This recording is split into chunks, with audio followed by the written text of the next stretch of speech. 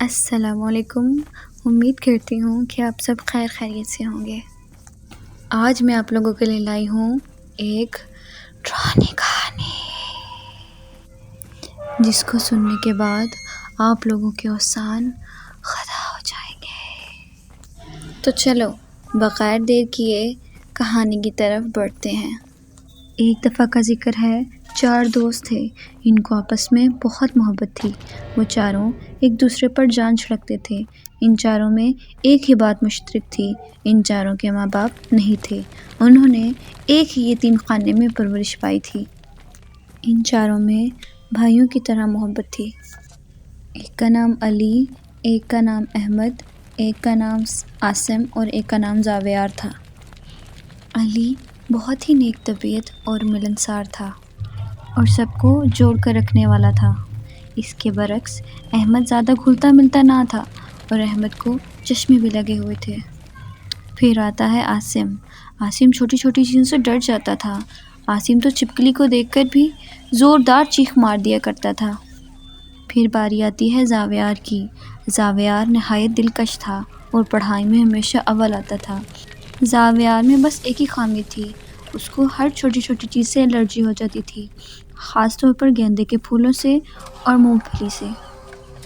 ان لوگوں نے اپنی گریجویشن پوری کر لی تھی اور اب وہ یونیورسٹی میں داخل ہو گئے تھے۔ یونیورسٹی کے پہلے 2 مہینے تو بہت اچھے گئے، مگر 2 مہینوں کے بعد ایک عادل نام کا لڑکا یونیورسٹی میں آتا ہے۔ عادل امیر ماں باپ کی ایک بگڑی ہوئی اولاد ہوتا ہے۔ عادل کو شروع دن سے ہی زاویار پسند نہیں آتا۔ وہ نہ جانے کیوں زاویار کے پیچھے پڑا رہتا ہے، کبھی زاویار کو کسی طرح تنگ کرتا ہے تو کبھی کسی طرح تنگ کرتا ہے۔ عادل کا بالکل دل نہیں چاہتا کہ کوئی لڑکا اس سے آگے نکلے، اور زاویار ماشاءاللہ بہت ذہین اور قابل ہوتا ہے۔ ایک روز زاویار کینٹین سے کافی کا کپ لے کر جا رہا ہوتا ہے کہ عادل وہاں آ جاتا ہے اور اس کو زور سے دھکا دیتا ہے۔ زاویار کی کافی اس کے پوری شرٹ پہ گر جاتی ہے اور سب لوگ اس پر ہنسنے لگتے ہیں۔ زاویار بہت دکھی ہو جاتا ہے، مگر وہ کسی سے کچھ نہیں کہتا اور اٹھ کر چلا جاتا ہے۔ یوں تو 2 سال گزر جاتے ہیں اور ان کی فیئرویل پارٹی آ جاتی ہے۔ فیئرویل پارٹی والے دن سب بہت خوش ہوتے ہیں، لیکن اچانک ایک خبر دل دہلا دیتی ہے۔ خبر یہ ہوتی ہے کہ عادل کی حادثاتی طور پر موت واقع ہو جاتی ہے۔ ایک کوہرام سا برپا ہو جاتا ہے، ہر طرف تہلکہ مچ جاتا ہے۔ اب اس بات کو 6 سال گزر جاتے ہیں۔ وہ چاروں دوست بہت ترقی کرتے ہیں، کسی کو کوئی نوکری لگ جاتی ہے تو کسی کو کوئی لگ جاتی ہے، مگر وہ ایک دوسرے سے رابطہ نہیں چھوڑتے۔ ایک روز علی زاویار کو کال کرتا ہے اور کہتا ہے، کتنا عرصہ ہو گیا ہے کہ ہم لوگ ایک دوسرے سے نہیں ملے۔ اس پر زاویار کہتا ہے، علی تم ٹھیک کہہ رہے ہو، میں ابھی احمد اور سائم کو کال پہ لیتا ہوں اور ہم لوگ مل کر کوئی منصوبہ بندی کر لیتے ہیں اور انشاءاللہ بہت جلد ہم ملیں گے۔ اس طرح وہ چاروں کال پہ بات کر کے ملنے کا پلان بنا لیتے ہیں۔ صبح صبح علی اپنی بیگم کو تیار کرتا ہے اور اپنے چھوٹے سے بیبی کو گود میں لے کر ڈیپو ٹرمینل کی طرف چلے جاتے ہیں۔ اسی طرح باقی دوست بھی ڈیپو ٹرمینل پر آ جاتے ہیں اور وہ مل کر مری کے سفر کا آغاز کرتے ہیں۔ 4 گھنٹوں کے بعد وہ لوگ مری پہنچ جاتے ہیں۔ جب وہ مری پہنچتے ہیں تو ہلکی ہلکی بوندا باندی ہو رہی ہوتی ہے اور ٹھنڈ بھی بہت شدید ہوتی ہے۔ ان چاروں نے گرم لباس پہنا ہوتا ہے۔ زاویار کہتا ہے، اف خدایا کتنی ٹھنڈ ہے، جلدی سے کوئی ہوٹل ڈھونڈو اور وہاں چلو۔ اب وہ لوگ 2 ہوٹل کی تلاش میں پھرنا شروع کر دیتے ہیں۔ انہیں کوئی ہوٹل نہیں ملتا اور شام گہری ہوتی جاتی ہے۔ بہت گھومنے پھرنے کے بعد انہیں ایک ہوٹل ملتا ہے، لیکن وہ ہوٹل شہر سے ذرا دور ہوتا ہے۔ عاصم ہوٹل کو دیکھ کر بولتا ہے، یار یہ کیسا ہوٹل ہے، یہ تو مجھے ہوٹل سے زیادہ بھوت بنگلہ لگ رہا ہے، میں یہاں نہیں جاؤں گا۔ اس پر زاویار ہنستے ہوئے کہتا ہے، عاصم تم کیوں ہر چھوٹی چھوٹی بات سے ڈر جاتے ہو، اگر ہمیں کوئی ہوٹل نہیں مل رہا، اگر ہمیں ہوٹل مل گیا ہے تو تم غم مت جانو، ہم لوگ اسی ہوٹل میں رکیں گے۔ خیر وہ سب لوگ ہوٹل میں داخل ہو جاتے ہیں۔ ہوٹل میں جا کر دیکھتے ہیں ہر جگہ پتے ہی پتے اور بہت زیادہ گندگی ہوتی ہے۔ وہ ریسیپشن پہ جاتے ہیں تو وہاں پر کوئی نہیں ہوتا۔ وہ کافی دیر بیل بجاتے رہتے ہیں تو بہت دیر بعد ایک آدمی نمودار ہوتا ہے۔ آدمی کہتا ہے سلام صاحب۔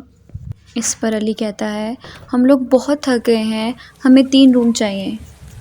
اس پر وہ آدمی بولتا ہے کیا صاحب، یہاں تو پورا ہوٹل ہی خالی ہے، آپ چاہے جتنے مرضی روم لے لیں۔ اس بات پر عاصم کہتا ہے میں نے کہا تھا نا، یہ ہوٹل نہیں ہے، یہ بھوت بنگلہ ہے، ہمیں یہاں سے چلے جانا چاہیے۔ زاویار کہتا ہے یار بس بھی کر دیا کرو، میں بہت تھک گیا ہوں، مجھے آرام کی ضرورت ہے۔ اس طرح وہ آدمی انہیں چابیاں دے دیتا ہے اور سب اپنے اپنے روم میں جا کر آرام کر لیتے ہیں۔ آرام کرنے کے بعد جب وہ سب باہر آتے ہیں تو انہیں بہت بھوک لگی ہوتی ہے، لیکن جب وہ باہر آتے ہیں تو وہاں پر وہ آدمی موجود نہیں ہوتا، تو وہ لوگ وہیں بیٹھ کر اس کا انتظار کرنے لگتے ہیں۔ آدھے گھنٹے کے بعد وہ آدمی گیٹ سے نمودار ہوتا ہے، اس کے ہاتھ میں بہت ساری لکڑیاں ہوتی ہیں۔ علی بھاگتا ہوا اس کے پاس جاتا ہے اور کہتا ہے ہمیں بہت بھوک لگی ہے، کیا ہوٹل میں کھانے کو کچھ ہے؟ تو اس پر وہ آدمی بولتا ہے صاحب جی یہ ہوٹل تو کب سے بند پڑا ہے، لیکن ہاں کچن میں کھانے کا کچھ سامان موجود ہے، اگر آپ لوگ خود بنا کر کھانا چاہیں تو آپ لوگ کھا سکتے ہیں۔ علی کہتا ہے ہاں ٹھیک ہے، ہم لوگ بنا کر کھا لیں گے۔ کچن میں جاتے ہی علی سب سے پہلے فریج کھولتا ہے تو سامنے صرف اور صرف گوشت پڑا ہوتا ہے، وہ بھی خون میں لت پت۔ ایک پل کو تو علی بہت حیران ہوتا ہے، پھر سوچتا ہے کہ شاید یہ بہت پہلے سے پڑا ہوگا یہاں پہ اور کسی نے نہیں دھویا ہوگا تو اس لیے خون سے آلودہ ہے۔ بہرحال وہ گوشت کو فریج سے باہر نکال لیتا ہے اور دھونے لگ جاتا ہے۔ اب یہاں سے وہ گوشت دھوتا رہتا ہے، وہاں سے وہ گوشت دوبارہ آلودہ ہوتا جاتا ہے۔ وہ تقریباً آدھا گھنٹہ لگا کر گوشت کو دھوتا ہے۔ علی عاصم سے کہتا ہے کہ ہم لوگ ہنڈیاں بنا لیتے ہیں تو تم چائے بنا لو۔ عاصم کہتا ہے ٹھیک ہے، میں چائے ابھی بنا دیتا ہوں۔ عاصم چائے کی پتیلی نکالنے لگتا ہے تو زوردار چیخ مار دیتا ہے۔ اسٹوری کو آگے تک جاننے کے لیے ہمارے ساتھ جڑے رہیے۔ And don't forget to like, share and subscribe. اللہ حافظ۔